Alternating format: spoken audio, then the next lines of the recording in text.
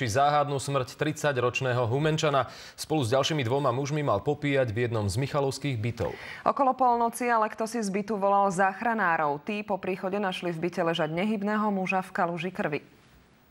Čo sa v skutočnosti stalo za tými dverami je zatiaľ veľkou záhadou. Susedia si nič podozrivé nevšimli, ani krik, ani hádku. Asi hodinu pred polnocou sa z bytu ozval silný úder. Ani sme nevedeli, že tam takto je, iba sme počuli tam buchot. My sme ešte o 7:30 išli z kostola a bolo všetko v poriadku. Isté je len to, že v byte na 6. poschodí boli všetci opití. Jedného z mužov, kto si bodol nožom. Podľa našich informácií mu nôž prerezal tepnu v oblasti slabín. Muž na mieste takmer vykrvácal. Aj keď stratil veľa krvi, v sanitke ešte žil. V michalovskej nemocnici ho hneď operovali, no nezachránili. Po 4 hodinách zraneniu podlahou. S nebohým Humenčanom boli v byte dvaja muži z Michaloviec a Vranova. Zhodne dnes polícii tvrdili, že boli opití a na nič si nepamätajú. Dvoch mužov, ktorí sa v byte v tom čase nachádzali, bude môcť vyšetrovateľ vypočuť až po ich vytriezvení. Nôž, po zásahu ktorého muž vykrvácal, polícia nenašla ani v byte, ani v aute Vranovčana. Zisťuje, či v byte nemohol byť ešte niekto štvrtý. Z Michaloviec Vladimír Bučko, televízia Markíza.